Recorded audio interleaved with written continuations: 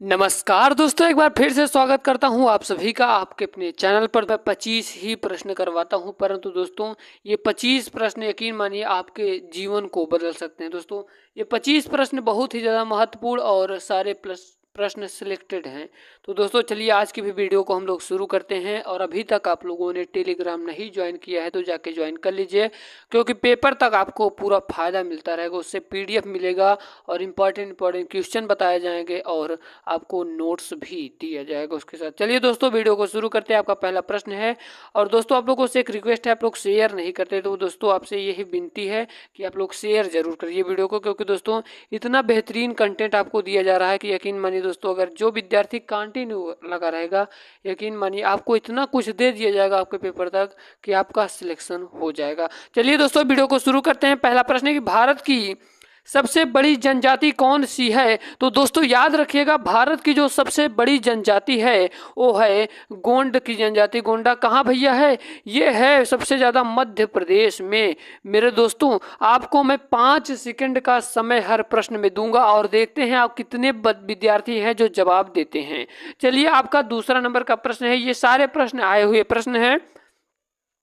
एक निबल कितने बीटों के बराबर होता है? अगर आपसे पूछ ले कि एक निबल कितने बीटों के बराबर होता है तो दोस्तों याद रखिएगा इसका राइट आंसर हो जाएगा ऑप्शन नंबर डी, 4 बीटों के बराबर होता है। आपका नेक्स्ट प्रश्न है, जल्दी से इसका आंसर बताइए, हम आपको समय दे रहे हैं, समय आपका शुरू होता है अब। चलिए दोस्तों हम आपको इसका आंसर बताते हैं कि जादू घोड़ा की खान किसके लिए प्रसिद्ध है?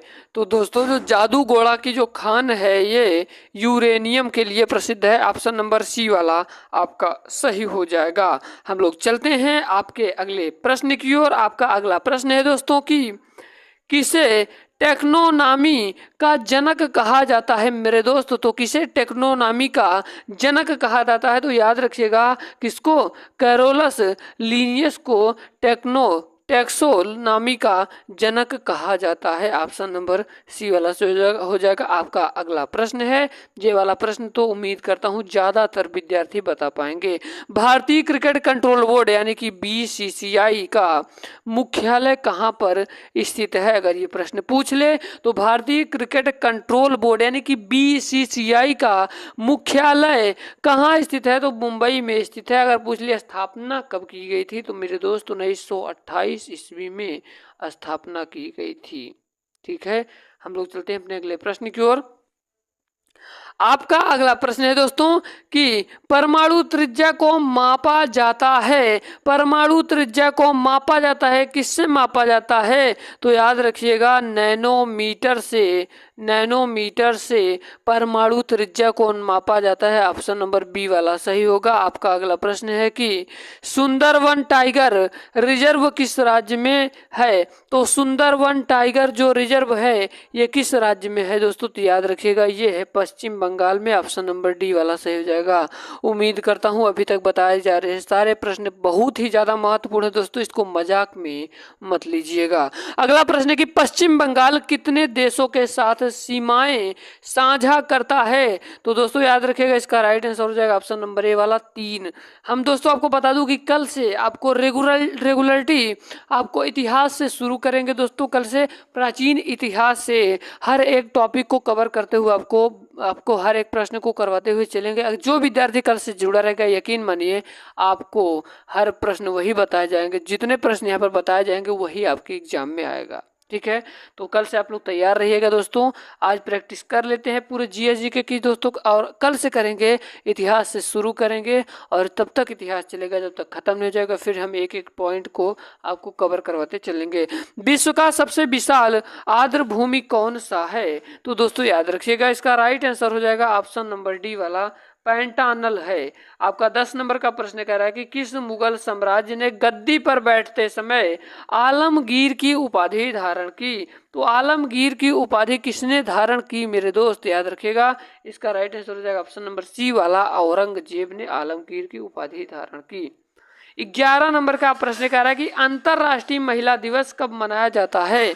तो अंतरराष्ट्रीय जो महिला दिवस है दोस्तों ये 8 मार्च के दिन मनाया जाता है। ऑप्शन नंबर ए वाला सही होगा। आपका अगला प्रश्न है कि शेरशाह सूरी जो थे अथवा शेर खान का असली नाम क्या था। तो दोस्तों ये प्रश्न बहुत बार आ गया है, तो आपको बता दूं फरीद था, ऑप्शन नंबर बी वाला सही होगा। हम लोग चलते हैं अपने अगले प्रश्न की ओर। आपका 13 नंबर का प्रश्न है, कह रहा है कि माल एवं सेवा कर यानी कि जीएसटी परिषद के पहले अध्यक्ष कौन थे। तो दोस्तों याद रखिएगा अरुण जेटली जी थे। क्या थे? माल एवं सेवा कर यानी जीएसटी परिषद के पहले अध्यक्ष अरुण जेटली जी थे। ठीक है, ये बातों को बड़े ध्यान से सुनते चलिए।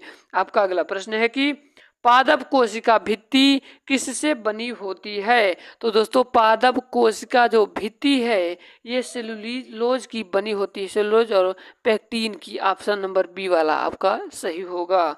हमारा अगला प्रश्न है कि भारत ने अपना पहला परमाणु परीक्षण कहाँ पर किया था। तो दोस्तों याद रखिएगा कहाँ पर? पोखरण में किया था। ऑप्शन नंबर डी वाला सही होगा। आपका अगला प्रश्न है, कह रहा कि राष्ट्रीय विकास परिषद एनडीसी की स्थापना कब की गई।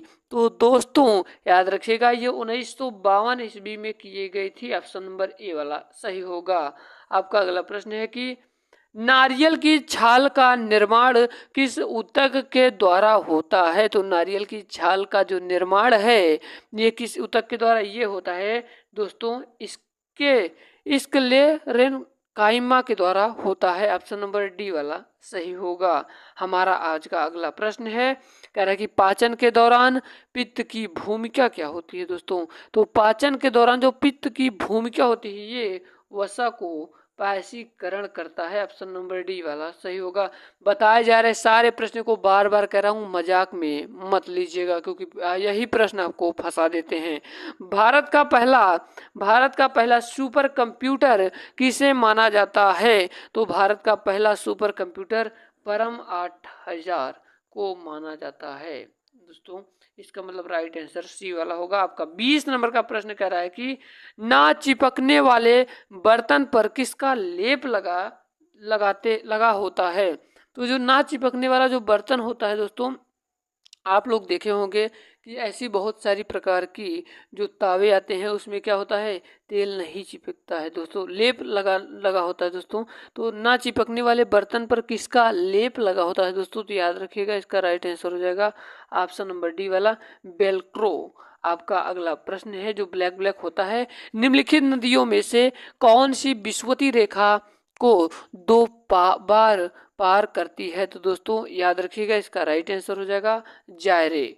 आपका नेक्स्ट प्रश्न है, कह रहा है कि यात्री इवन बतूता कहाँ से आया था। तो दोस्तों याद रखिएगा ये आया था मोरक्को से। ऑप्शन नंबर डी वाला सही होगा। आपका अगला प्रश्न है कि 9वीं शताब्दी ईस्वी में निम्नलिखित में से किसके द्वारा चोल साम्राज्य की नींव डाली गई थी। तो दोस्तों याद रखिएगा इसका राइट आंसर हो जाएगा ऑप्शन नंबर डी वाला विजयालय।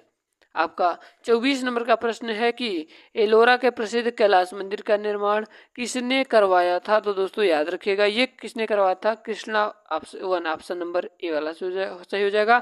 आज का आपका लास्ट प्रश्न है दोस्तों, आज का आपका लास्ट प्रश्न, निम्नलिखित में से गोल्डन मैन पुरस्कार किससे संबंधित है। तो दोस्तों याद रखिएगा ये पर्यावरण से संबंधित है। उम्मीद करता हूँ आज की वीडियो पसंद आए। अगर वीडियो पसंद आए तो दबा के शेयर करिएगा, और वीडियो पर नया है तो वीडियो को लाइक करना, चैनल पर नया है तो जरूर सब्सक्राइब करना, और टेलीग्राम जाकर आप लोग जरूर ज्वाइन करिए। मिलते किसी नए वीडियो में, तब तक के लिए जय हिंद, वंदे मातरम, मेरा भारत महान।